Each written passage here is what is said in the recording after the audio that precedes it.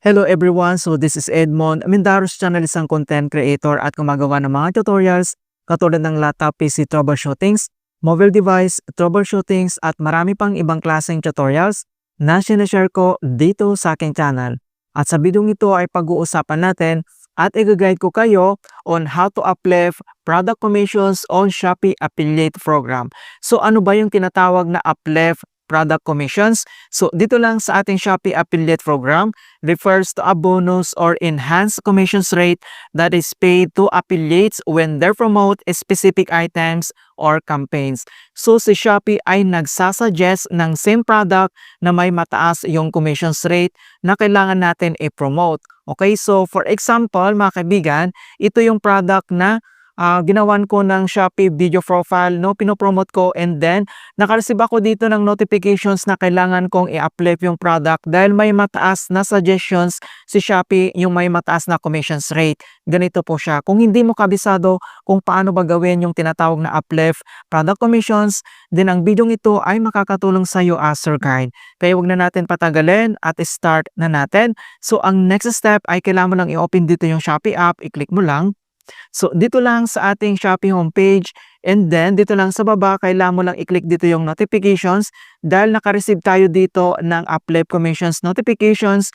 Dito lang sa, under lang dito sa notifications, kailangan mo lang i-select dito yung promotions.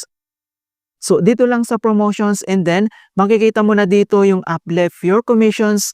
We found better offers for you based on the product you recently promoted. So, review them and replace to boost your income. So, ito yung magandang suggestions ni Shopee mga kaibigan kung gusto natin ng may mataas na commission rate, same product din lang. Okay? Then next, itap mo lang dito yung uplift your commissions. And then ito na siya, so commissions uplift. So may tatlong product na kailangan natin i-replace dito para makakuha tayo ng may mataas na commissions rate.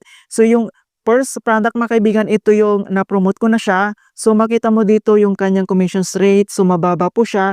And then yung kanyang suggestions, ito siya, higher commissions trending. So ito yung commissions rate na makukuha natin dito ng 11%. So yung previous 8% lang yung nakukuha natin. So, nandito naman yung other details, other products. So, same product pa rin. So, mayroon ditong yung pinakauna, commission rate 0%, and then nagsuggest siya ng commission rate na 10%. And then yung last product, so yung before is commission rate 10%, and then nagsuggest siya ng 11%. Kung paano ba gawin ito, so kailangan lang natin i-tap dito yung replace mga kaibigan. Dito lang sa right corner, i-click mo lang. And then, sure to replace, and then may notifications naman dito. So, only replace the product and the existing my like, and it will not affect the product that have been shared from my like. So, sa akin kasi ay ginagawang kong nilalike ko yung mga product na gusto kong i-promote dito para mas madali. Okay? And then, mayroon naman ditong no from next time, so pwede mo naman enable ito. And then, dito lang sa right corner, itap mo lang dito yung replace.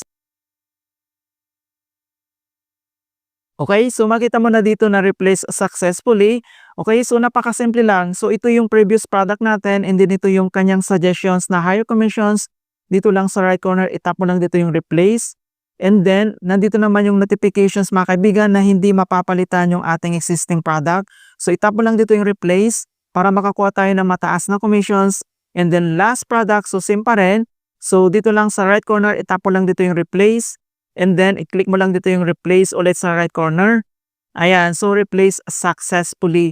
So, yung kanyang suggestion mga kaibigan, makikita mo dito yung kanyang history. So, click mo lang yan. And then, nandito na mga kaibigan yung na-change natin. So, may mataas na commission rate nito suggestion ni Shopee para makakuha tayo dito ng may mataas na commission rate sa mga product na pinopromote natin. Alright, so ganun lang po kasimple kung paano natin gawin ang apply product commissions dito lang sa ating Shopee Affiliate Program.